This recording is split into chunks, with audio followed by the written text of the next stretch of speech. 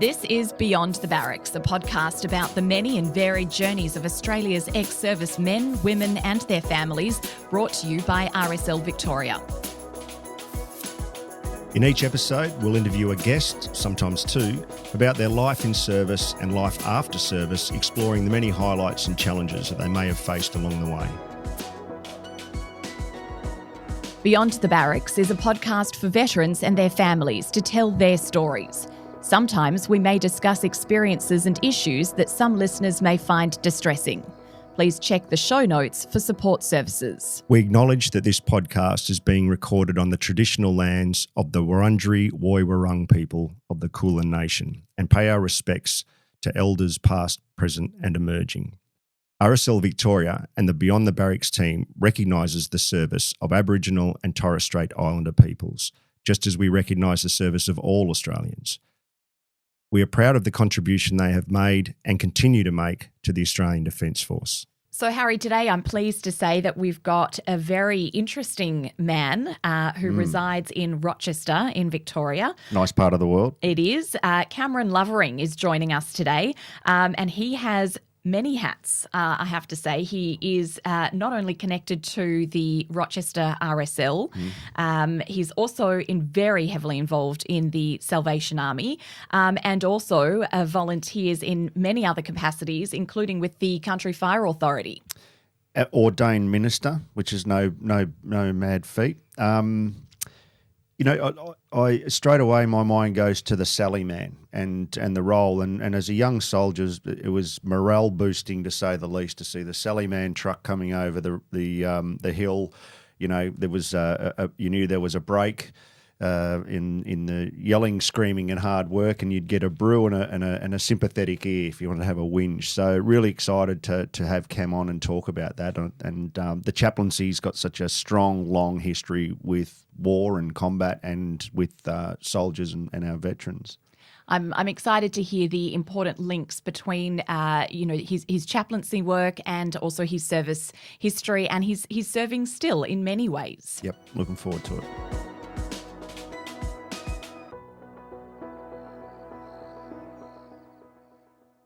Cameron, thank you very much for joining us today, and we're so thrilled to be able to hear your story. We know that you moved to Rochester a couple of years ago. Can you tell us, firstly, how that came about and how that kind of worked in with your service history and connections? Yeah, so I moved to Rochester mid-2020. The Salvation Army appointed my wife here. So my wife and I here, so we both work full-time for the Salvation Army. We're ministers, or what we're known as Salvation Army officers. So our full-time occupation, 6 days a week, is running the local Salvation Army expression and the church on Sundays and all that entails, so all the welfare work that we do. And our appointment started mid-2020 in the middle of Victoria's harsh COVID lockdown. Yeah. So come down from Sydney, that was quite the experience in itself. And can you tell us how you became involved in the Army? What made you want to serve? Yeah, so ever since I can remember, my first and earliest childhood memories, growing up on stories of my dad talking about our family history of service. So my dad's grandfather was a World War I veteran, even landed at Gallipoli himself. And then my mother's father, my grandfather on my Maltese side of the family, he served in the Maltese Army after World War II before they immigrated over to Australia. So I grew up on stories of Australia's military history and Malta's military history as well. And I guess that formed in me a desire to want to become a soldier and to serve my country. So early on, when I was a young child, I ended up joining the Army Cadets, the Australian Army Cadets, and just thoroughly loved it. I guess found an identity in that service life and really, I guess, that burning desire and that sense of service and that call to duty to serve one's country and be part of something greater than yourself. So I grew up, or think I grew up a little bit older, joined the Australian Army Cadets as an officer of cadets. So actually was like a youth instructor in the, I I guess what's the Australian Army's youth group in a way. And that was just so unbelievably rewarding and encouraging, working with youth in Australia from every background imaginable, who wanted to better themselves and be all that they could be, Australian citizens, but also Army cadets. And so many of them went on to join the ADF themselves. But it still felt like it wasn't enough, despite the fact that I served. I had quite interesting and good jobs in Civvy Street. I still had this desire. So in 2009, I enlisted into the Australian Regular Army after I'd qualified as a vehicle mechanic in Civvy Street. Can I ask? So in those early formative days, inspired by your family heritage and grandparents' service, was faith part of that, the journey at this stage, or was that a calling, or was it parked, or where did that come in? Yeah, I grew up in a very strongly religious home. So being Maltese heritage, we grew up Roman Catholic. So my grandma was like a pillar of the faith community, devoutly religious. Unfortunately, my grandfather died when I was 6 years old, so I didn't have his positive influence. But he left such a powerful, lasting, faith-based and family, had a huge impression on me growing up. So my mum, very religious, but very ecumenical. So I went to a Christian primary school, but we attended the Anglican church on Sunday, and I'd go to midweek Catholic mass with my grandma. So very, very ecumenical and very diverse Christian upbringing. So you could say I was quite strongly religious. I was a very religious person growing up, I'd consider myself. But I always wanted to be a priest. Unfortunately, I didn't. When I was a boy, I didn't see myself as being good enough as a priest. The experience that we had with the church was only positive, and I guess that sort of shaped my light and my perception of priests are people that had it all together and were very religious and perfect in the eyes of God. I know that's not quite right, but that's the image or the understanding I had of religion when I was a kid, that we aspire to be like that, to live that sort of life of calling. So I had this on one part, I always wanted to be a soldier, and on the other part, I always wanted to be a priest. When I joined the army and when I went to Kapuka, I was shocked to see these people called chaplains, the padre, the army padre. That's right. And I had that first realization, wow, my whole life, like I knew, I never, I guess you could say, like you said, Harry, that you mentioned the word calling. I think it was a calling, and it was at Kapuka that I realized I might actually be able to be a soldier, and I might actually be able to be a priest. And I started toying with that idea. I went through in 1986 in Kapuka, and you'd be out in the field, and the Sally man would rock up, and he would have a brew and biscuits and have a chat, and he wasn't there to kind of talk, how your gum pits were going or how your performance during the exercise or whatever you're doing was going. It was just to say how do you feel? How's it feel to be a soldier? And I got to say, when I reflect back now, that's kind of the approach and the questioning I use as a psychologist now. It's kind of about what's going on for you. What's beyond just dirty fingernails and the swearing and bleating that you might do as a soldier out in the field. Did you have an experience like that made you think, which direction do I want to take in the military as a career long term? Yeah, I guess it was interesting. I sort of after my parents had split up, I'd sort of kept sort of moving away from my faith and coming back to it.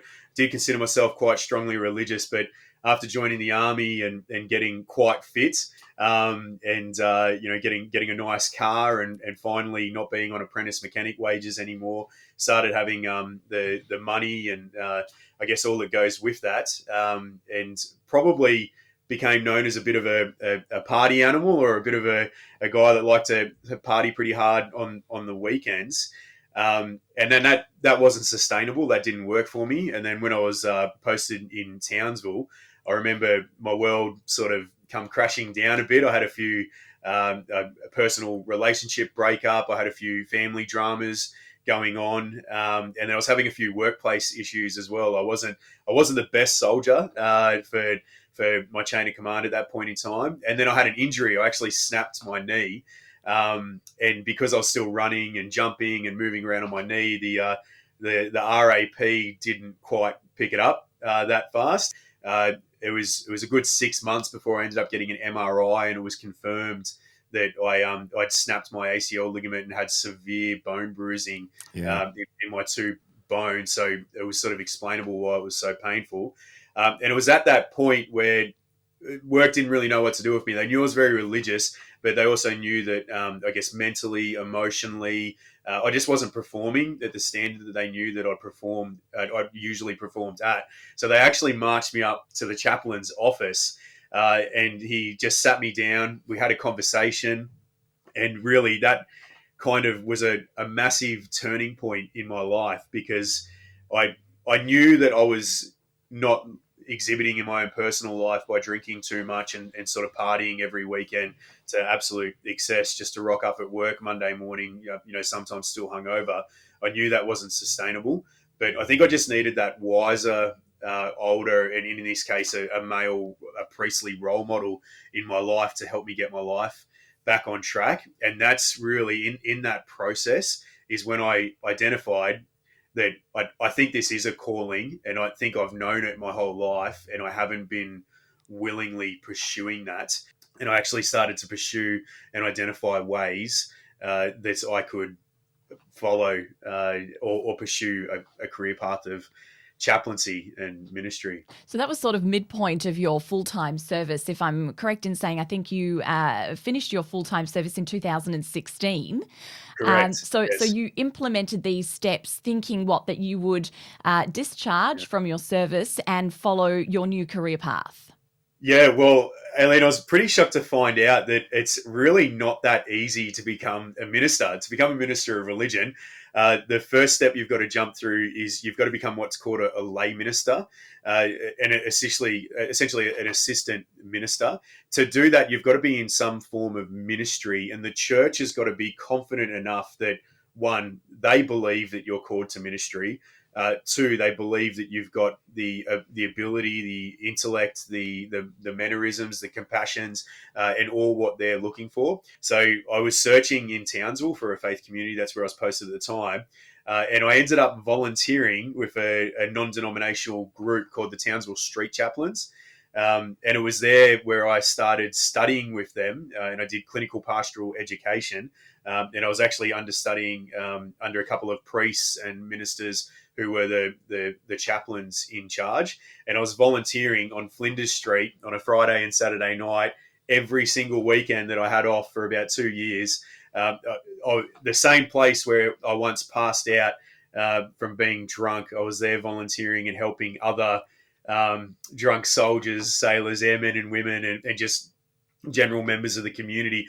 And for me, that was a massively life-changing and forming experience. And I guess that's where I started my ministry to then get accepted into the church. At the same time, I started going to the Salvation Army in Riverway in Townsville. And I just knew that as soon as I walked in there, I didn't know the Salvation Army was even a Christian church. I knew that they were a charity, and I knew that they run op shops, and I knew they had the Sally Man and Sally Woman on base, but that was about the extent of it. And I started volunteering with them and learning about the ministry that they do. And then I found out they've got this enormous history of military chaplaincy and Red Shield Defense Service. I started making some friends that were really highly positive role models and influences in my life, and spending a lot of time with them. And then realized that, yes, I want to become a chaplain in the future, but I want to become a Salvation Army officer. So I started exploring how I could get accepted to go to Salvation Army Bible College and essentially become a minister of religion. Wow, 2 years down on Flinders Street dealing with drunks. That's harder than SAS selection, mate. Hardcore. I'm going to tell you straight up. There's not many blokes who would be able to, or women who would be able to get through that. Yeah, no, you've proved yourself, obviously. I mean, how much then did your clarity in wanting to pursue the religious side of a career play into your transition then out of full-time service? Did it make that transition path a lot easier for you? Yeah, I guess I had no intent of letting go or separating from defence. What I'd seen is I seen my religious calling go hand in hand with my national calling or my military service. So for me, this calling to ministry was a very specific calling to help veterans who I seen. I seen struggling. I would encounter veterans in very difficult stages of their life on Flinders Street in Townsville.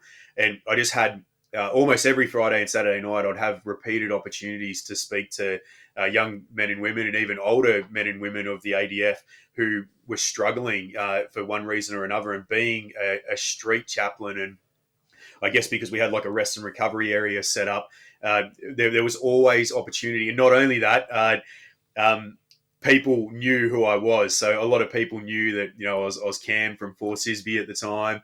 And they knew that I used to be a bit of a party guy, and now I'm sort of trying to turn my life around. So some people would approach me because they had heard either directly or indirectly my story, or I encountered them because for one reason or another, they'd come to the attention of the authorities on the street, either come to the attention of the police, and the police had asked if we could assist them with someone, a member of the community or a ADF member.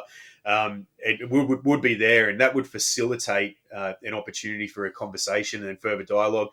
Some people I met out on the street would become mates and then catch up. I could link in with them to the on base Bible studies that I'd facilitate through the Military Christian Fellowship.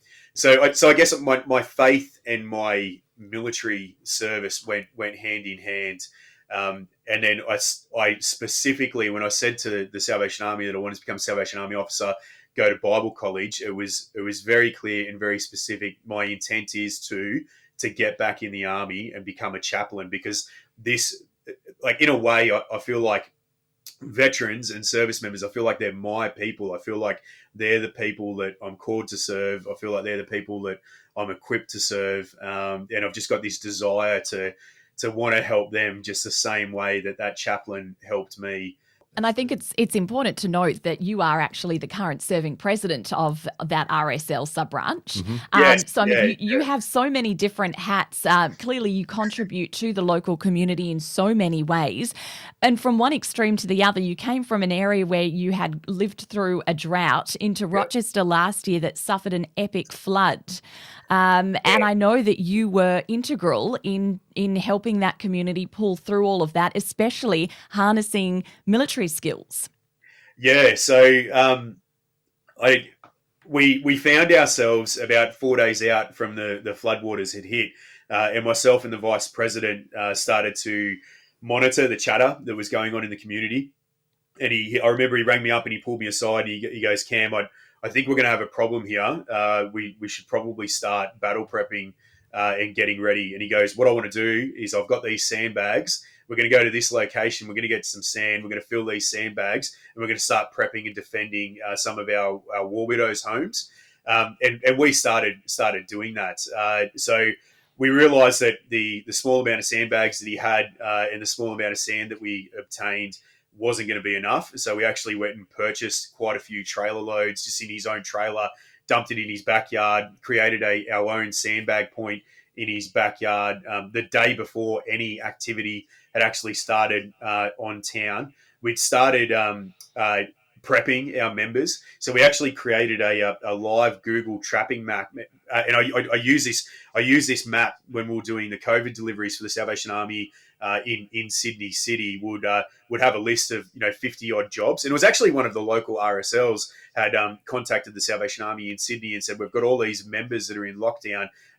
They can't get out to do their shopping. Can the Salvation Army help?" So at the Salvation Army in Auburn, would pack these grocery hampers, and then we'll go deliver them to all the veterans that the RSL needed us to deliver them to. So I used that same methodology here in Rochester, created a live map to identify where, one, the physical site where all our veterans lived. Then we would look at the flood maps and would use that mapping information to work out which of our members' homes would be impacted by the flood according to the flood height data that we had. And essentially, we started sandbagging, and we did not stop. It's day 3, so 3 days out is when they started making the public announcements that we were anticipating a moderate to a major flood event. And then, unfortunately, 2 days out, they confirmed that there would be a major flood event that would impact Rochester. And 2 days out from the flood event, they released publicly at the SES sandbagging points 25 sandbags per house. You said something interesting before we came on. You said that you're not sure that you've transitioned, or not sure if you transitioned well. You're not too sure, and you still remain deeply connected in service. Yeah, but here at Beyond the Barracks, we are really interested in that transition experience, and hearing you reflect on the Rochester floods and then your role in that, and it swells my heart when I hear veterans say we just got on with it and we started doing it. And that's not to say that the farmers and people in those communities wouldn't either, but there is a kind of different approach, this kind of systematic. What do we do? What's the kind of risk analysis? In transition, that's called kind of lexical residue, if you will. You bring that language with you, and some of it's unhelpful and some of it's helpful.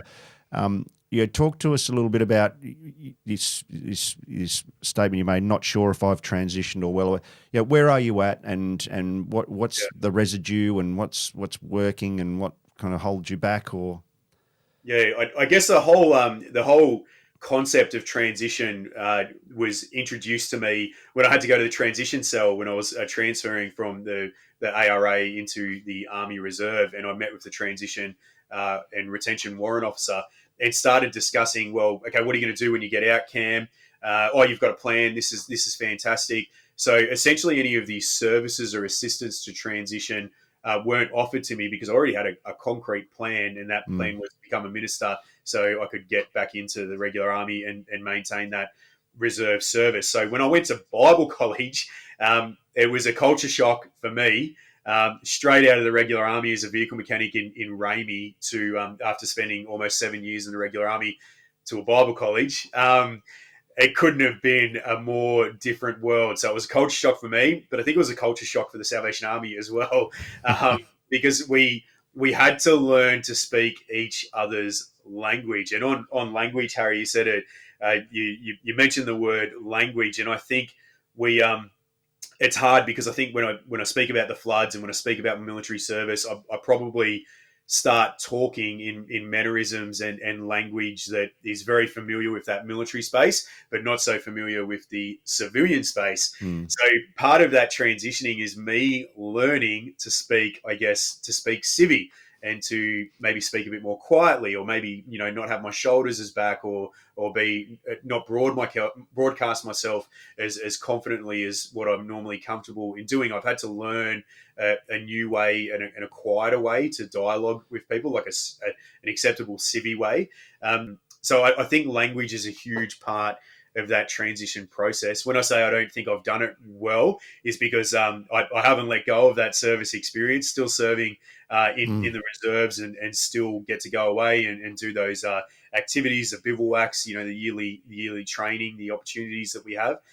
So I still feel like I'm holding on. I know a day will come when eventually I will have to let go, and all of us there, for all of us, there does come a time when we can no longer serve. And then for me, I think the option of having those friendships in the RSL are critical, because in the end of the day, we can transition from that military service to the veteran space, have the RSL to support us and encourage us, and then also help us to connect with the community. So I guess that's they're the key things that I've identified.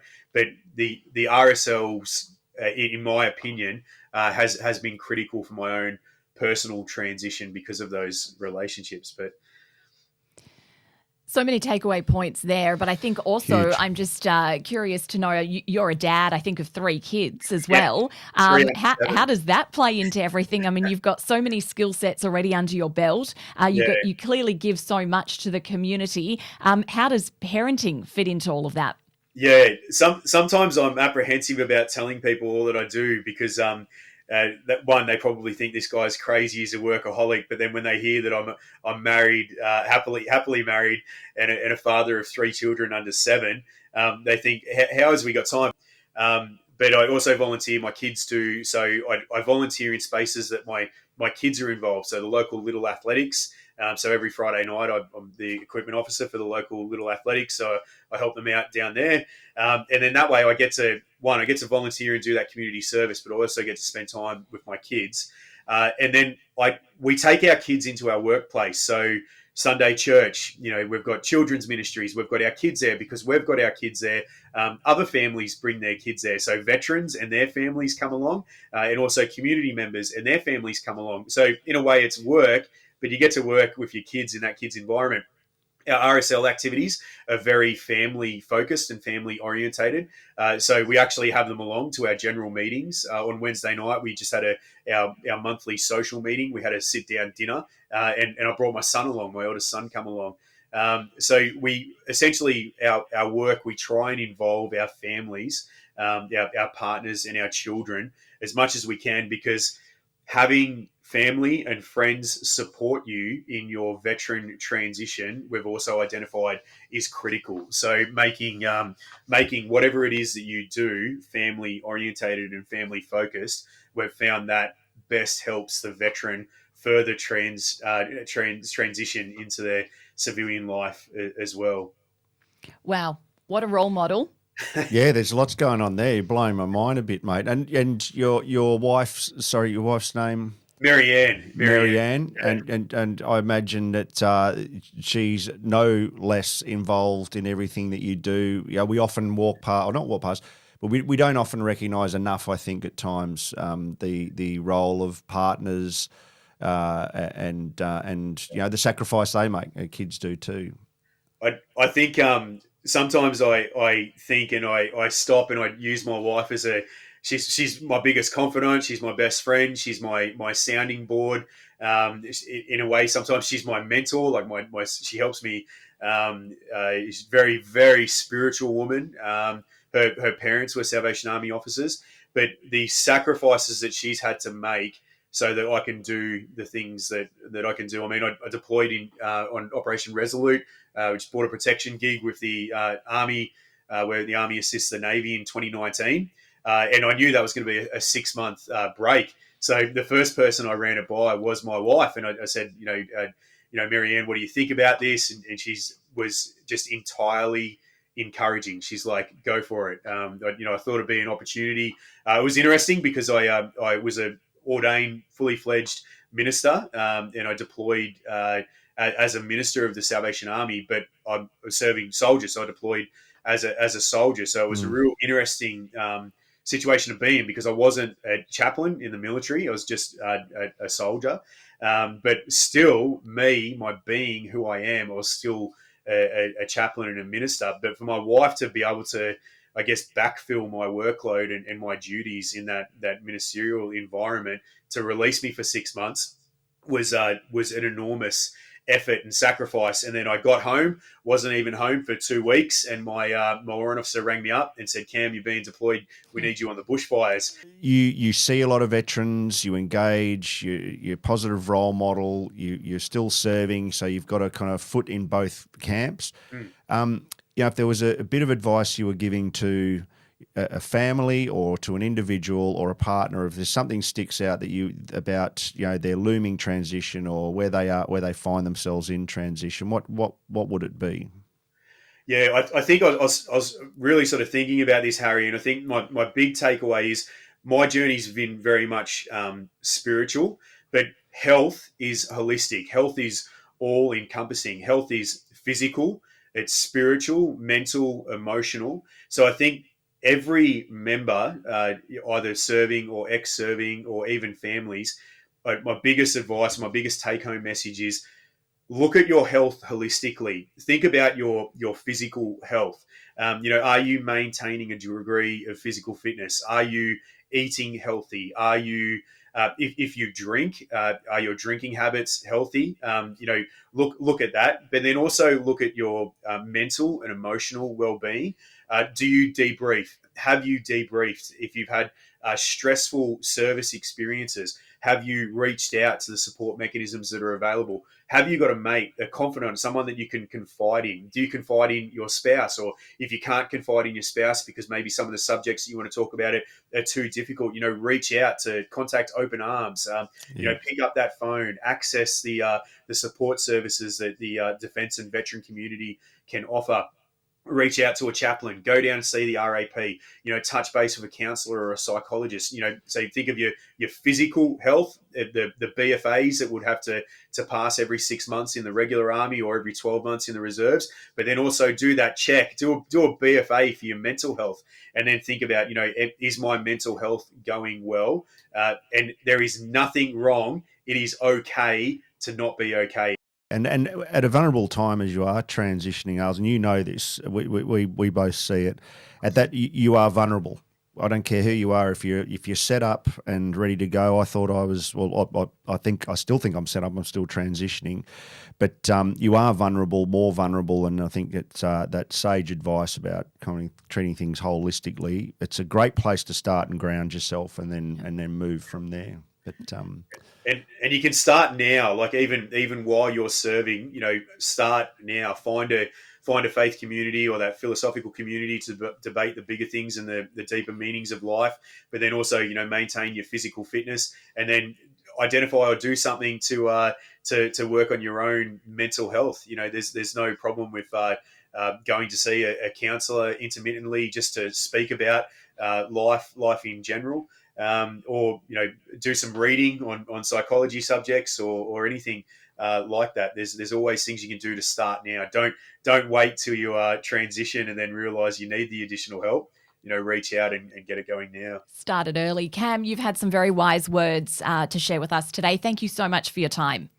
Thank you so much for having me. It's an honor and a privilege, and I thank you both for all your work that you're doing. And I know, Harry, I said before, I commended you for all your work. It's so encouraging to hear about veterans doing well.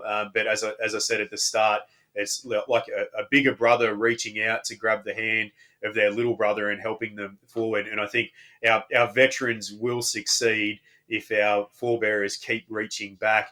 And then, Aileen, people like you in the RSL who are interested in veterans and want to hear our stories and give us the opportunity to share and tell our stories. I can't thank you enough for that, and being a massive advocate of veterans and wellbeing and all that the RSL does. Thanks, Cam. That's good on you, Cam. Thanks for your service and ongoing too. Good on you, mate. Yeah, still serving. Thank you. Yeah, thank you. What an interesting guy. I have to say, I think he's the type of person I would want around in an emergency. He can do a bit of this and a bit of that, and he's passionate about everything he does. Yeah, I think the highlight for me was that once they realised the flood was imminent at Rochester, that it was at the 2020 flood, they just got on sandbagging, and developed a map. It's great to hear veterans out in the community assisting the community in emergencies, because that's kind of that's what they're made for. It's what they're built for. He reminded me that soldiering is a contact sport, busting his ACL and getting around just doing normal duties and PT with a got on with it. Exactly. Yeah. And as I said it in the intro, but it's it's very evocative for me that the chaplain, the padre, in all of the deployments that I've been overseas on, and especially with the Americans, they have a big spiritual element. The padres are there, and it's comforting to know, even if you aren't engaging with them, but I used to.